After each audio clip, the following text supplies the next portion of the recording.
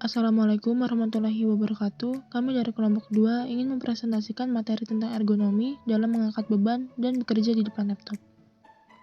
Dengan anggota kelompok Muhammad Agus Kurniawan dengan NIM 3523-10005, Nugroho Priyotomo 3523-10012, Anissa Munkislia 3523-10018, Reza Habib Fariski 3523-10030, dan Fendi Andrianto 3523-11076. 1. Ergonomi. Ergonomi adalah ilmu yang mempelajari interaksi antara manusia dengan elemen-elemen lain dalam suatu sistem, serta profesi yang mempraktikkan teori, prinsip, data, dan metode dalam perancangan untuk mengoptimalkan sistem agar sesuai dengan kebutuhan, kelemahan, dan keterampilan manusia. Ergonomi dan ketiga merupakan dua hal yang tidak dapat dipisahkan. Keduanya mengarah kepada tujuan yang sama, yakni peningkatan kualitas kehidupan kerja atau quality of working life. Tujuan ergonomi meningkatkan kesejahteraan fisik dan mental melalui upaya pencegahan cedera dan penyakit akibat kerja, menurunkan beban kerja fisik dan mental, mengupayakan promosi dan kepuasan kerja. Yang kedua, meningkatkan kesejahteraan sosial melalui peningkatan kualitas kontak sosial, mengelola dan mengordinir kerja secara tepat, guna meningkatkan jaminan sosial baik selama kurun waktu usia produktif maupun secara tidak produktif. 2. Mengangkat beban. Mengangkat dan memindahkan barang dalam pekerjaan sangat sering terjadi. Mengangkat beban secara manual berpengaruh terhadap anatomi badan khususnya yang terjadi pada tulang belakang. Salah satu penyakit yang akan timbul adalah nyeri punggung.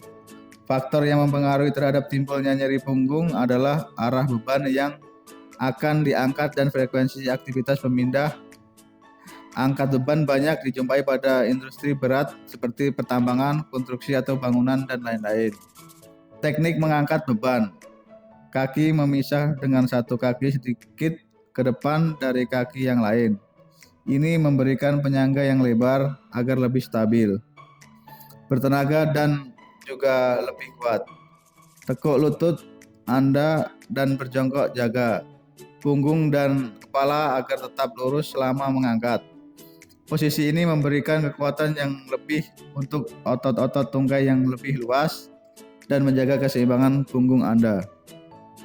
Nilai ambang batas untuk pekerjaan mengangkat.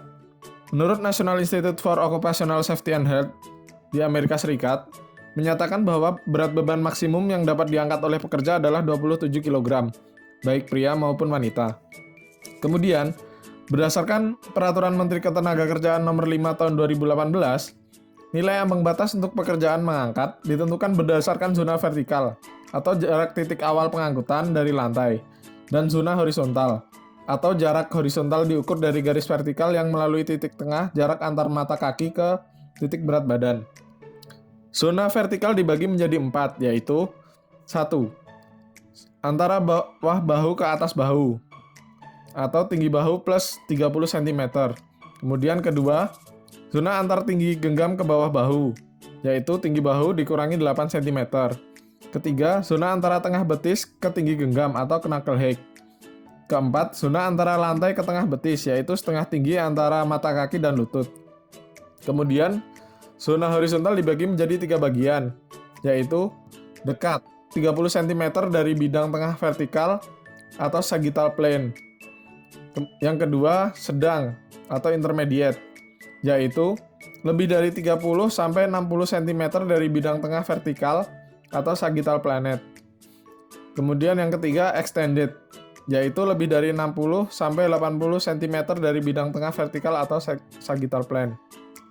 Nilai ambang batas sendiri untuk pekerjaan mengangkat dibagi menjadi 3, yaitu yang pertama, simulasi nilai ambang batas untuk pekerjaan mengangkat selama angkat kurang dari atau sama dengan 2 jam per hari dengan frekuensi angkat kurang dari atau sama dengan 60 angkatan per jam, atau durasi angkat lebih dari sama dengan 2 jam per hari dengan frekuensi angkat kurang dari atau sama dengan 12 angkatan per jam.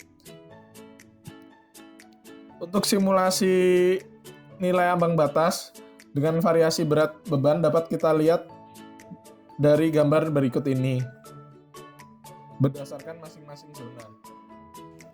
2. Simulasi nilai ambang batas untuk pekerjaan mengangkat selama angkat lebih dari 2 jam per hari dengan frekuensi lebih dari 12 dan kurang dari atau sama dengan 30 angkatan per jam, atau durasi angkat kurang dari atau sama dengan 2 jam per hari dengan frekuensi angkat lebih dari 60 dan kurang dari atau sama dengan 360 angkatan per jam. Seperti gambar pada berikut ini, maksimal pengangkatan 27 kg.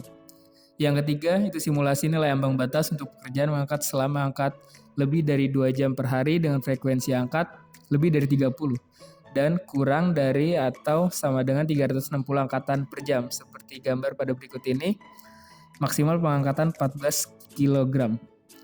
Yang tiga, bekerja di depan laptop. Ergonomi komputer harus mempertimbangkan bahwa sebagian pekerja duduk melakukan pekerjaan yang sama sepanjang hari kerja. Maka tentu harus dipikirkan bagaimana menggunakan kursi, mouse, keyboard, monitor, dan peralatan lainnya yang ada di meja kerja dapat disesuaikan masing-masing pekerja. Jika stasiun kerja didesain secara tidak ergonomis, maka bisa berpotensi menimbulkan antara lain, yang pertama itu cedera atau nyeri pinggang, yang kedua terjadinya gangguan kesehatan seperti pada anggota tubuh bagian atas, seperti bahu, siku, pergelangan tangan, dan jari. Yang ketiga itu permasalahan sirkulasi darah di bagian kaki. Nilai ambang batas untuk bekerja di depan komputer.